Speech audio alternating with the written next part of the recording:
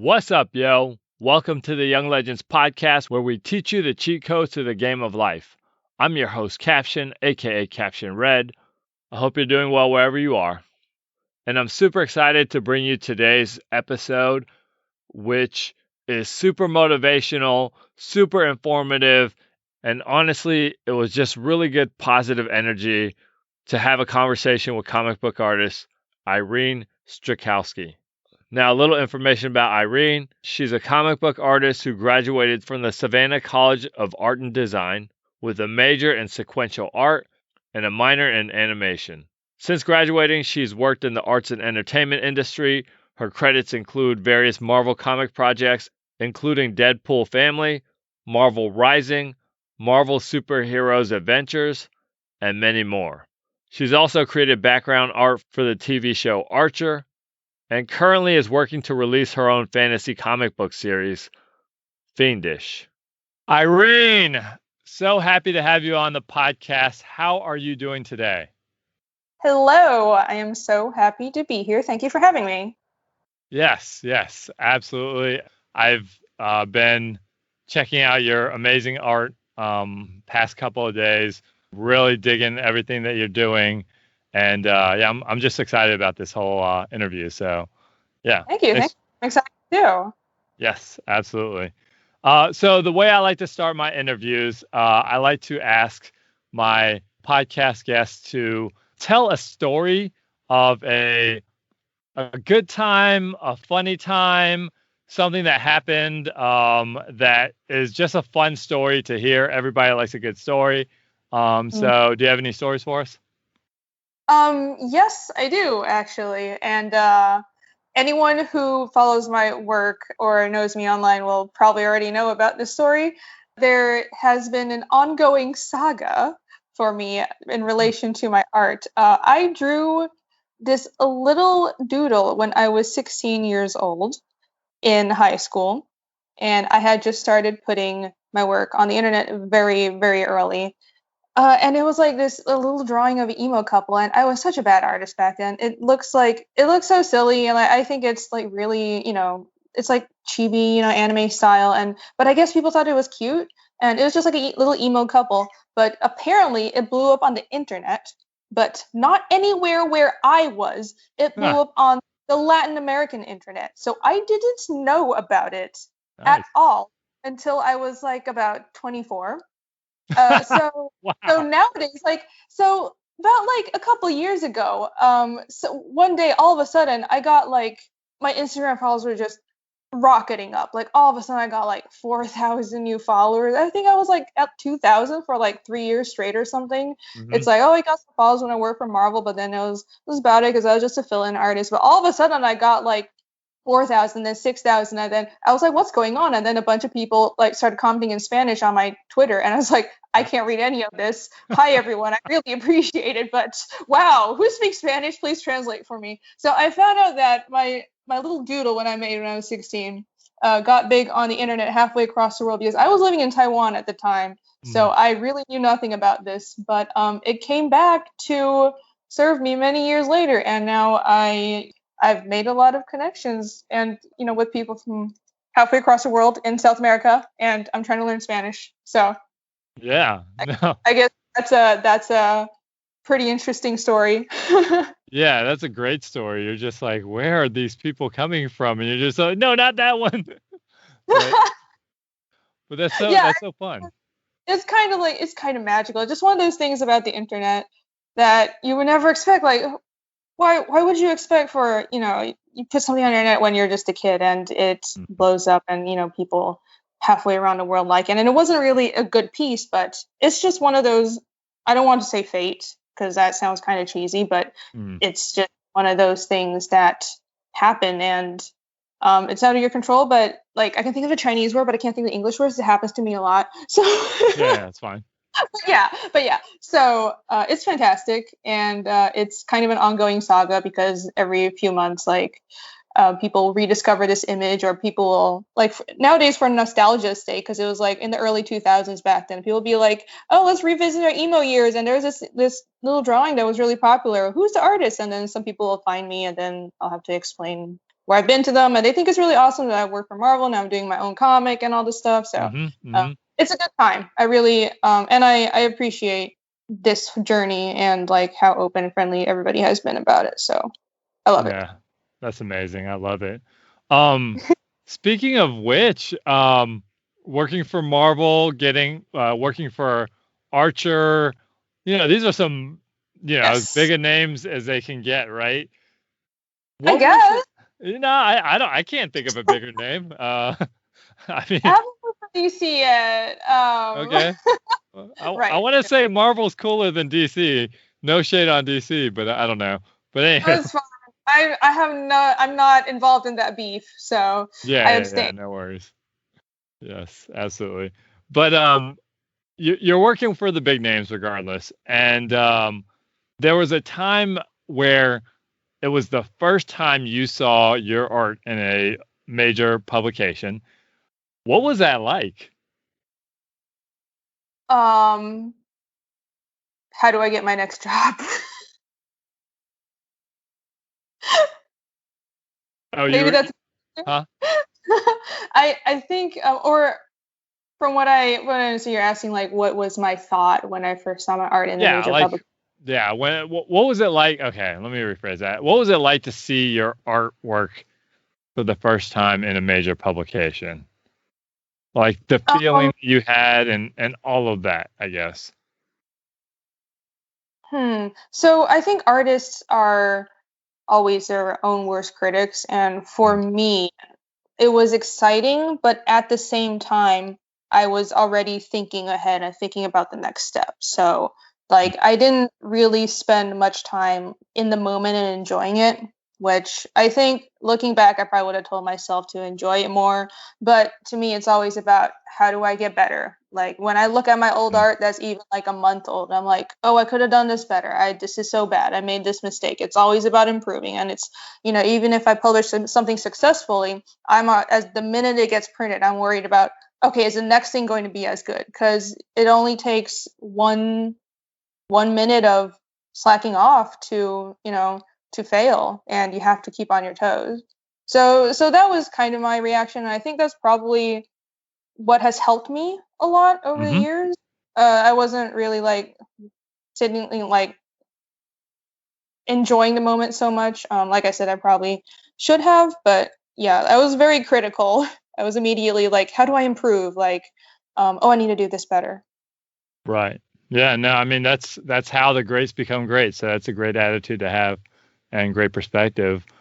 And in that same vein, I was thinking about this earlier as I was, prepping my questions. How do you deal with the stress of like you have deadlines, but you're also an artist that wants things to be perfect, and so there's that tug of war, and I hear a tug of war inside of you just by so far, and not a bad tug of war. It's not a bad thing. I hear the internal struggle. So how do you balance that? I think I just have to kind of let things go a little bit. I know a lot of artists who are perfectionists, and I'm quite a perfectionist, but I suffer for it more when it's my own work. I had very good professors who trained me on the importance of deadlines. And I think for a lot of people, art school is not a necessity, because once you get out into the world, your portfolio is more important than the degree you have when you're doing art, right? But what served me the best in art school was not like actually learning the skill, because that's just a matter of practice. It was learning about the business of it and learning how to treat art like, it's a job. It's not just a hobby. It's not something you're just doing for fun. So you have to meet your deadlines, and you have to learn to manage yourself and manage your own time. So that has helped me a lot. So when I'm working for other people, I have learned to say this is good enough. And what I have learned is mostly something that even when I'm looking at my own work and it looks like I always see the flaws, usually like I have to learn to see things from other people's perspective. So sometimes it's from other people's perspective, what I've created is worse than what I think. Sometimes it's better than what I think. So it's important for me to put myself in the shoes of the viewer that is intended for whatever I'm doing. And that's specific too, because when I'm creating something for a game versus when I'm creating something for a comic audience, what they're looking at is different. So I think that's something that's very important for especially visual artists. And that has helped me a lot. So when I can be painting something and say, I really wish I want to spend more time on this, but is this good enough? Also, this is very specific to if you're like an artist or illustrator, but learning to just work fast instead of Mm-hmm. working hard. Like you have to learn those shortcuts. You have to learn that you don't have to detail the entire page. Even though I love detail, if you see my work, it's obvious I love detail, but I've actually learned to do a lot of tricks. Like I've learned to use brushes that like spatter brushes, brushes with like interesting that make interesting marks and interesting lines. Also, I practice so much at a lot of things like trees or just backgrounds or like a simple like a basic human anatomy is very easy for me. I don't have to think so much about it. So it's a lot of practice and it's also working smart. Focus on like one part of the image instead of detailing everything. And like you can throw a bunch of shadow over it and that'll look really cool and you're actually saving time, but the viewer won't Nice. know because it's cool, right? Because it's like Right. half in shadow and it looks dramatic. So that kind of Nice. stuff. Got to Oh, learn the trick. that's fantastic. It sounds like you just have you enjoy teaching and dropping knowledge. I never thought that. I think I'm a terrible teacher, but I guess it's, you're bringing it out of me. Well, I mean, I was watching your videos, some of your videos where you were instructing, and it was really, I mean, I was just like, I don't know that I can do this, but I feel like I can do it a lot better than I could if I hadn't watched this video. Oh, I'm glad because those videos are so old. I stopped doing them because I just didn't have time to edit it. But yeah, I don't think I'm the best teacher, but I do love talking about art. So Yeah. So in that same vein, what other advice would you have for young artists who desire to do something maybe not exactly like what you do, because everybody has their own thing, but wants to do something similar and have the kind of success that you have? I think the first thing is, of course, working hard, and that kind of goes without saying. But you have to work hard. It depends on the individual because some people they're really good at working hard, but they're not so good at being smart about it. And that sounds kind of harsh, but if you want to be successful, you have to take honest critique. And so some people are really good at promotion. They're really good at putting their art on the internet. They're really good at talking to people, but they don't spend enough time practicing and honing the craft. And some people are really good at honing the craft and practicing and building a great portfolio, but they're so shy and they're so doubtful of themselves, they don't put themselves out there enough. And I'd say it's better to be good at the craft, especially for artists, and like not super necessity to, really be super extroverted, especially with the internet. Like the internet does a lot of good for extroverted hermits like myself. Like I don't have to talk to people so much. I just have to put myself on ArtStation. But it is always better if you really want to be independently successful specifically like what I want, because I want to build my own business. I'm doing my own comic. I want to strike out on my own instead of just working for companies all the time. So for that, you do have to kind of approach your art both from the front of being technically good, but also promoting yourself and Right. like treating it like it's an enterprise, because it is. Absolutely. Absolutely. That's great advice. It's at the end of the day, it is a business. So It is. good It thought. is. Now, when you first started becoming an artist, I'm sure you had a picture in your mind of what it would be like. And obviously the picture in your head and reality don't always mesh. So how is that different, what you thought it would be versus what it actually is? Huh. It's more unstable than I accepted or I expected. Pardon. Yeah, What fine. is English? But weird to say, but I've also done more than I expected, which is really, really good thing to say. And I wish I could go back and tell myself that. I've done a lot more and been able to achieve more than I ever thought I could. But I wasn't very confident about my art when I was younger, so there's that. But yeah, it's not a stable industry.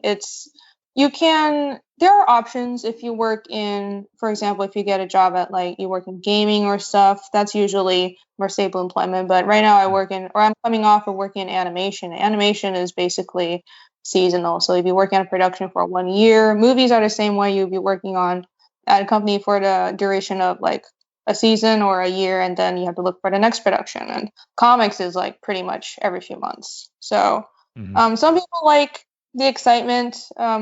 I do. Like I enjoy that, but it's not for everybody. Sure. But I like the challenge, and I bounce back and forth between like I do gaming and animation and comics. I do all of that, so I like branching out a bit. But yeah, like there's a lot of things because when you're so young, you don't really know how the industry is, and you're looking in from the outside, right? Especially before the internet, like you just have no idea what's it like to work on a production. But it's I found that I was better suited for it than I even expected, and so yeah, that's nice to realize. Yeah, absolutely. Absolutely. And going back to something you said in that answer, it sounds like you have dealt with self-doubt. A bit. What would you and me both? So mostly a long time ago, but right, especially when I was younger, yeah, a lot of self-doubt. So what advice do you have for people who are dealing with self-doubt? Because that could, really throw a monkey wrench in their trajectory and their success. I would say, well, for myself, the worst time for me was when I was a teen and early on in college. And I think that time in life is a very doubtful time for almost everybody. I mean, some people peak in their late teens, but I think that's kind of weird. So yeah, for me, like, my teens where I was awkward, and I was also like, I felt like I wanted to be somebody, but I didn't know what I wanted to be. I had like a murky image of that thing, but I had no idea, no clear image of what it was, and absolutely no clear idea of even like how to begin getting there. And that was very, very troubling for me. And even after I got to art school, it was still that way. Like even when I'm graduating art school, it's still that way. It's like because you're not really out in the world, you're not really an adult, and I have so much doubt about, will I make it? What's it really going to be like?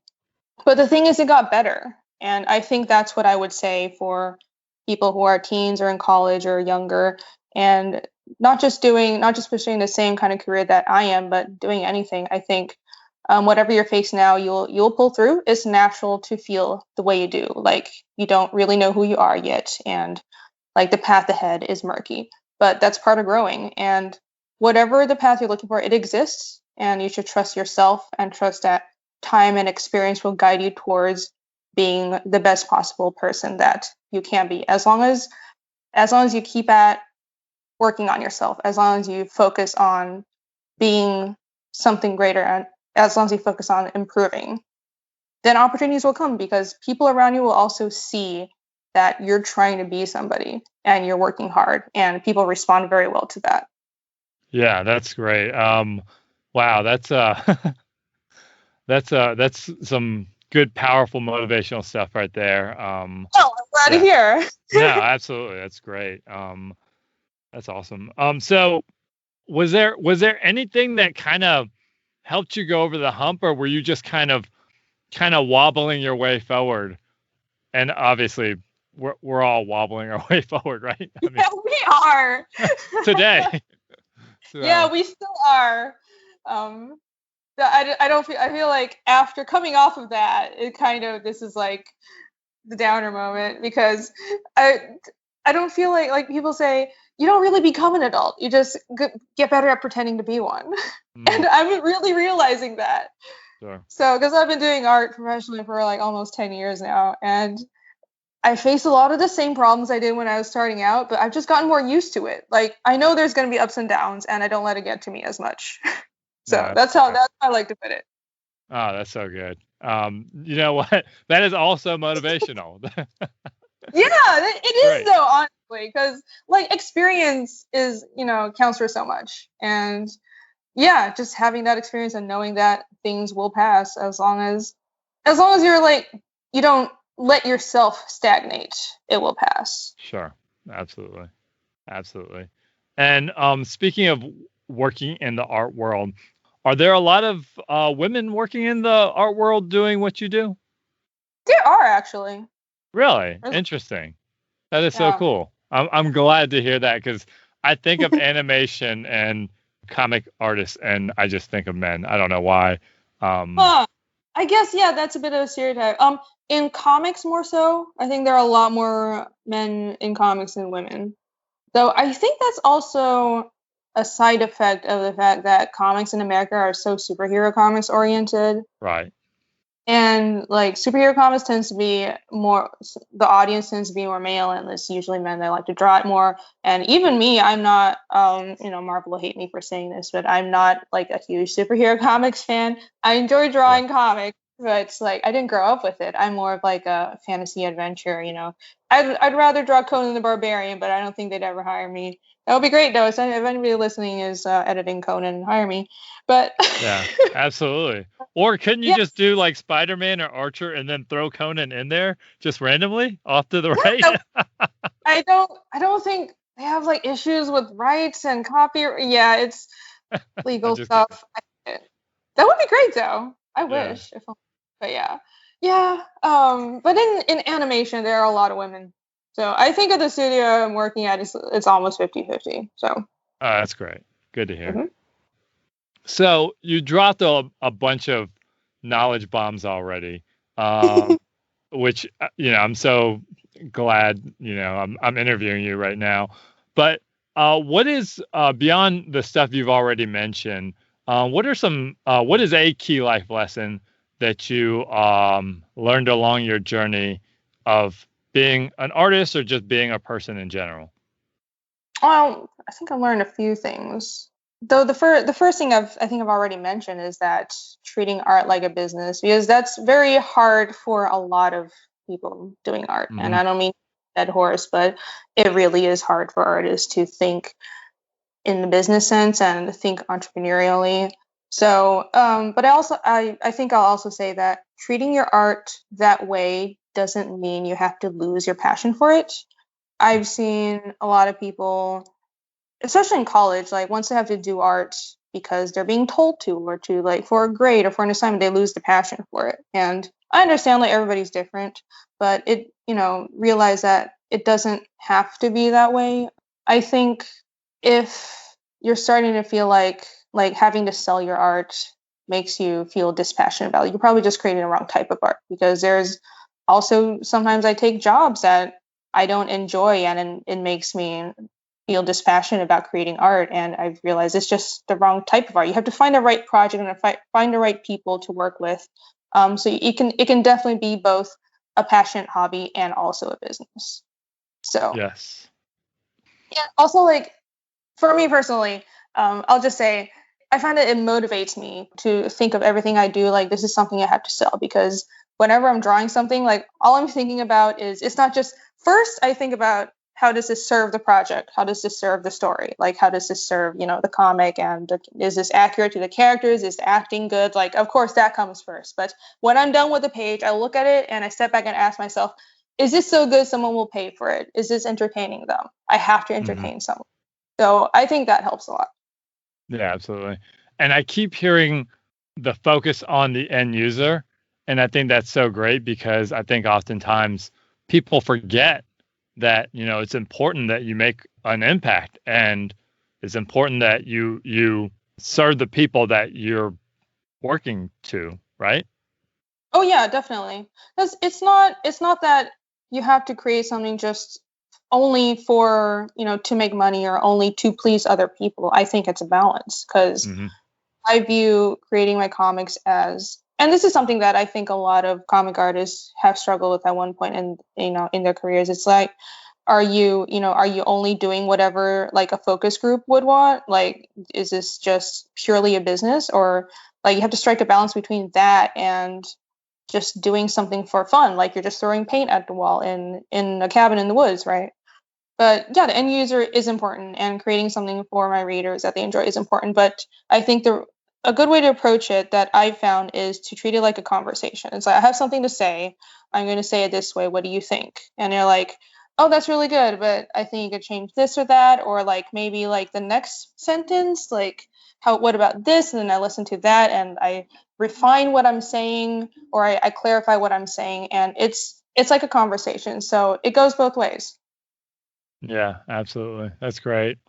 Yeah, and I can tell that from I did read, I think it was the first chapter of Fiendish, your upcoming comic, and it was I was enthralled. I was like, "What do you mean to be continued?" No, I want to know what happens right now. That was actually, if it's a section, well, I only have the only available section online is the preview, so that's actually only half of the first chapter, because I have really big chapters. I'm doing like 40 to 50 page chapters, which is insane, but I'm a crazy person. So yeah, that was just the preview section. So. Yeah. No, it was good though. I really enjoyed it. Good here. So, yeah, indeed. So, you've spoken a lot about just art and how to be a good artist. What do you think that the best artists do, and what separates the best artists from the ones that aren't as successful? Because I'm sure you graduated with people who may have had all sorts of talent, but you haven't seen them do enough with it based on their raw abilities. So what do you think separates the great comics from the ones that don't fulfill their potential? Oh, so many people that were so good that they stopped doing art. It's painful to think about. You go to art school, and some people, it's just obviously not for them. And but some people are good artists, but they stopped doing it. What I've realized is, I don't want to think about, but I've been out of college for almost 10 years now. And now a lot of those people that stopped doing art are actually coming back to it. Because I think it's very interesting, because they stopped doing it for a while, and they, I think mostly they go into like a different line of work, whereas easier is more stable. Usually that's what it is, more stable, or they stop like a job at a restaurant or working for their parents' company, and just something stable that was easier, because art is hard, and I totally understand that. But I see them coming back to doing art and just as a hobby and posting things online, which is nice to see. But I think art is one of those things that you can't just stop doing. Like even if you think you're going to give it up, it's a compulsion, right? And anyone who would go to art school for it, you'll come back to it. But to answer your actual question, I actually haven't really thought of that. So what separates the good artists? I think there's a few ways to answer that. For what separates successful artists from not successful artists, besides from being good at marketing yourself, it's, I think, being able to finding your own style is an important thing in art. So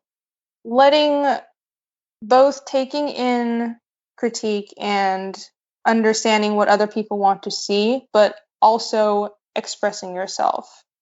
So continual improvement, and not just working hard and doing the same thing over and over again, and like treating yourself like an art machine, but actually stepping back and thinking about, it's like you have to bring the life out of your work. You have to make it compelling. You have to make it unique. So you have to inject some personality into it. I think those are the people that really stand out in art, because there's a lot of good artists out there, especially with the internet. The fact that people can put their art out there very easily, and a lot of people start practicing very young. There's a lot of people that are just good at drawing. But what pushes a person further? What makes a person stand out from the crowd?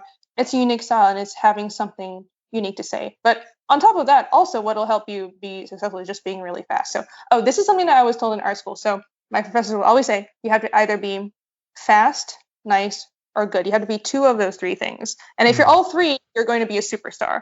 But to just be successful, be either, fast, nice, or good. So either fast and good, or nice and fast, but you can be slow. So pick two out of those three things, and you'll be able to at least make a living. Yeah, that's great advice. I think that's that advice probably carries across many different lines of work. So it probably does. Right. I think it applies very, very well to art, and I found it to be very true. But it probably applies to most careers. Right. Awesome. So as we're, talking, you are currently you're churning out this comic, which you're doing everything. You're doing the storyboarding. You're doing the Pencils, ink, shading. all of it. Everything. I was going to do everything, but I realized that is insane, and Okay. I would probably die. So I'm writing it. I created it. I'm writing it. I'm penciling, inking, and shading. But I am hiring somebody to do interior colors for me, and also do some of the shading. So the comic is mostly black and white. I love to make it color, but we don't have the money yet. We'll see. We're running a crowdfunding campaign for that now, so hopefully. But anyways, so I do most of it, but I do hire someone to like help with some art stuff. I do the covers as well. But yeah, it's this crazy big project I've been doing for 3 years. It's been fun. Yeah, absolutely. And 3 years is 3 years is a long time. So what have you learned in this process of 3 years, making a baby? Most babies only take 9 months. No. Okay, because when the baby is born, you're not done. You have 18 more years of raising the child. Yeah, you're so right. I'm seriously viewing this like I'm raising a child, because it's a long form story. So I'm like, I plan this is probably going to be like about 10 years. So yeah, I don't have a problem committing to projects. I don't tend to give up. And that's also another thing that, that would help people. So yeah, I tend to be very determined at what I do. But that's great. Yeah. So, what was the question? I'm sorry. So, what have you learned through this whole process of the past 3 years of making your own project? Don't go with the first draft. It's okay to revise, but also there comes a point where you just have to call it done. But also definitely don't go with the first draft or the second draft or the third draft. At least go through 3 drafts. The way I work with this, the reason it took me so long is because it's high fantasy project. So I decided to basically build a fantasy world for it. And I didn't want to do anything that was too similar to what already existed. So I wasn't just going to like make it. I didn't want to feel like this could just be taking place in Tolkien's world. So I really tried to build something original. And that took a long time because I have like languages and a magic system and world history and all that stuff. But beyond that, the world building is only part of it, because then you have to write a story that fits into the world, and the world has to bounce off the story, and the story has to bounce off the world. So that's just a lot to design for one person. And whether you're doing a comic or a fantasy novel or anything else, or a film that requires about the same amount of design work, I say what I did was I do a draft and leave it for a while and then come back, like take a break, come back to it, read it with fresh eyes, and that helps me a lot. And don't be afraid to rewrite it, because I've rewritten this project probably completely 3 times, besides from just drafts. So I've done a lot of drafts. I don't even know how many drafts, because I'm continually editing, and I still go back and edit things to like, I'll just be like, it's always like right before you're going to sleep, right? Or when you're in the shower, and then you have to like clamber out and run for your phone, or like you have to wake up and get your phone and type some notes. It's very annoying. I don't know why brains work, but I'm still always getting ideas about, this would be so much greater if this character acted in this way, or they said this one thing. So the editing process is ongoing, but don't be afraid to go back and redo things. Your first draft, your first idea is not going to be the best. That doesn't mean the project is a failure. Keep on going, but also don't settle with your initial vision, because it's not going to be clear. And it'll be so much better if you leave it for a few weeks and then come back to it. Yeah, absolutely. Yeah, and it sounds like this is an obsession that you can't let go of, which is a good thing, because I hear it's not. I can't let go. I can't run away from it. I tried, but it doesn't work. No, that's good. That means you're meant to do it. That's awesome. So, kind of changing gears, but I'm asking this question for myself as much as I am for my audience. But what is a life hack that most people don't know, but you feel like they should know? Life hack. I think I don't know if this would really be the right thing to say, but don't be afraid of your imagination. Okay. Kind of, again, kind of a weird thing to say, but what I've realized, I think, is, and this could be interpreted in multiple ways, but both like with artists and with people who aren't doing art, even if you're working like a 9 to 5 job, doing data entry or something, like I think a problem that a lot of people suffer from in especially the modern world is because we're trained to kind of just produce and do certain things. Like you go to work, it's about how much money you make, and it's, I think people are afraid to imagine that they could be more. Like maybe the person who was doing data entry once really wanted to be a pilot or something, but they're afraid of that imagination. They've been told that that's impossible. They've been doing this job and it's so stable. They've been doing it for 15 years now, so they don't they don't want to like take the risk. I'm not saying like it's okay to, like take calculated risks or think things through. I'm not saying don't think things through, or like it's always taking a risk is always a good idea, because it's not. But I think people are too afraid to even imagine. And with artists, I see a lot of people who, this ties back to self-doubt. Artists suffer from a lot of self-doubt in general. And a lot of people they want to create their own project. They want so bad to have their own comic, or they want so bad to have their own show, but they're just so afraid to put it out there, or they're so anxious that they can't even like start drawing the first page. And I think people have to be less afraid of their imagination, because that's kind of beaten out of us as we grow up, and I don't think that's a good thing. I think we need that to be happy. I absolutely love that. That's an amazing.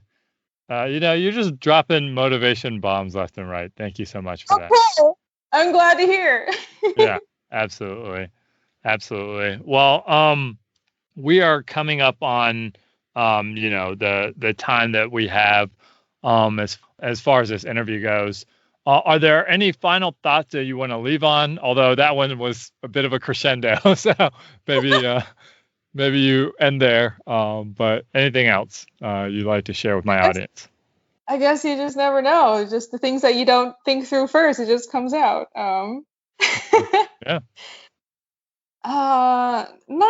Not really.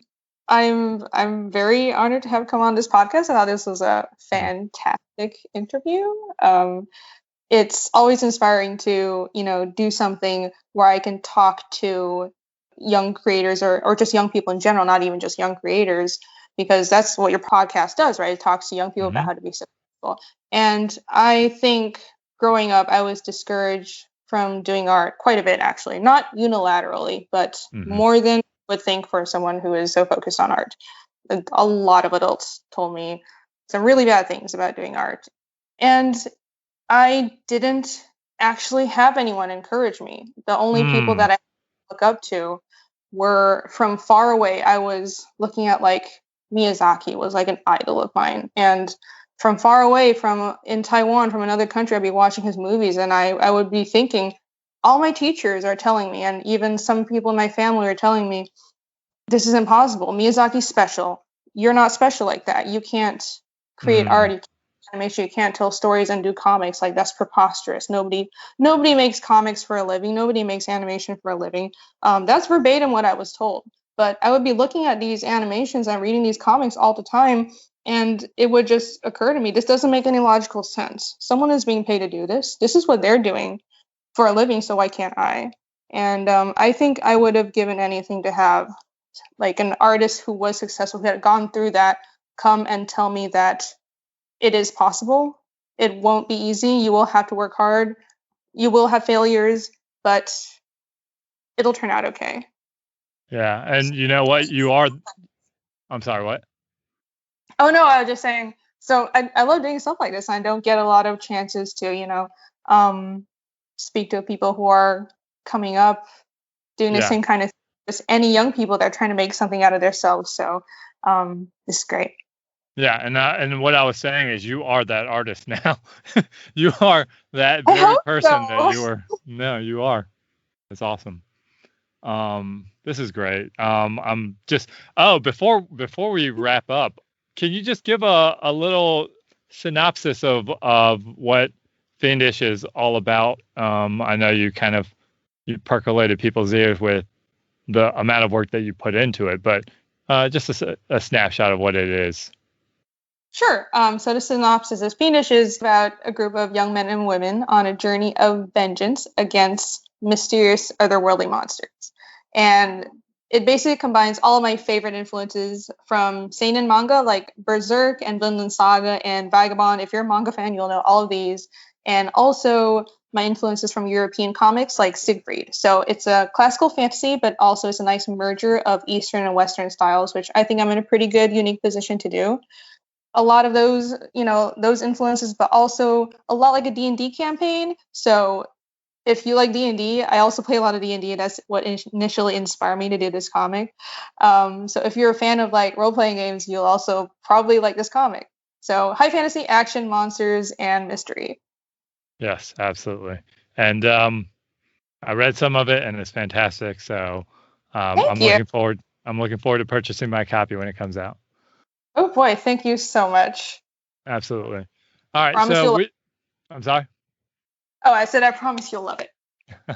I know I will. I know I will. All right, so we are about out of time. What I like to do in my podcast is I like to do a little freestyle rap, just kind of ending the podcast episode. So let me see here. Can't rap, but you apparently can. Yeah. Well, we'll just. So I don't know what to do. Tell me what to do. Oh, just listen. You're fine. Sorry. Okay, all right. I'm sorry. Yeah, I've had a guest before. Some voices I could go. Yeah. I can help. No, I had a guest before think that she had to do something. I was like, no. Just. I feel bad not contributing, but it's okay. No, All right, cool. It's fine. All right, chat. Here we go. Yo, I'm chilling on the scene, hang with Irene, she followed the dreams, even though the things were thrown on the ground, that's what I'm saying, a whole bunch of people in a family, and also adults, they said it couldn't happen, but she kept doing it, and she kept just traveling across the globe, east and west, she brought it together, and made it much better, she just cooks up a whole bunch of things, wakes up from maybe a nap, also asleep, and she just keeps creating, and that's what she do. You gotta be amazing, just be true to the things that you making up in your heart.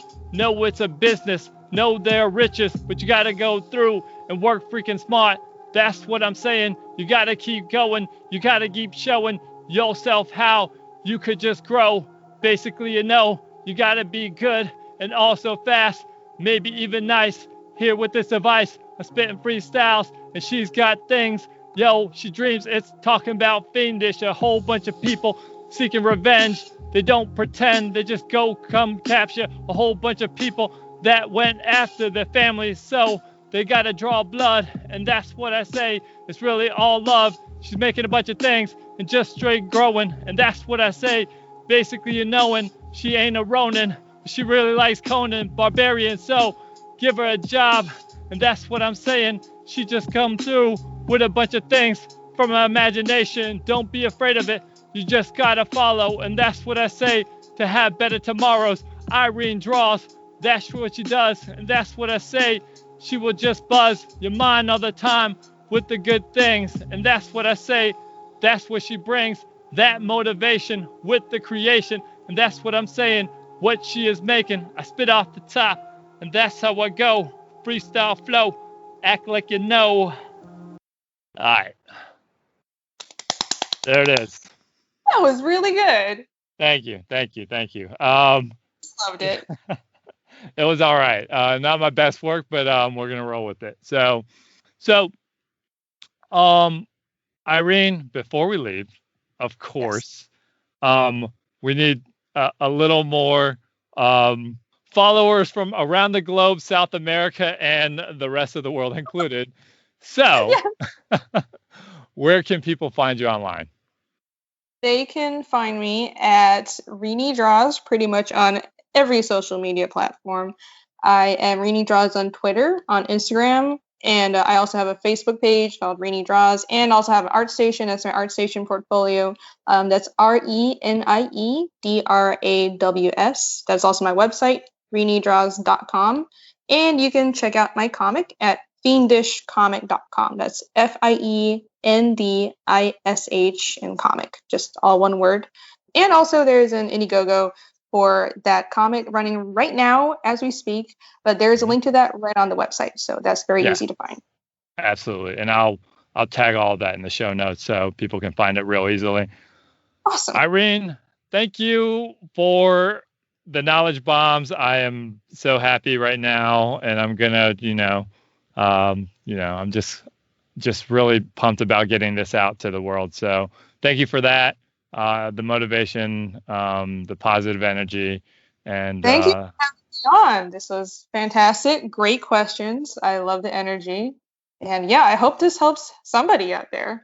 Absolutely. No, I know it helped me. So if nothing else. That's so great. And man, like just directly talking to anyone listening, like I hope this helps you. And, I guess I just say like you can do it. So you can do it. You got this. There you go.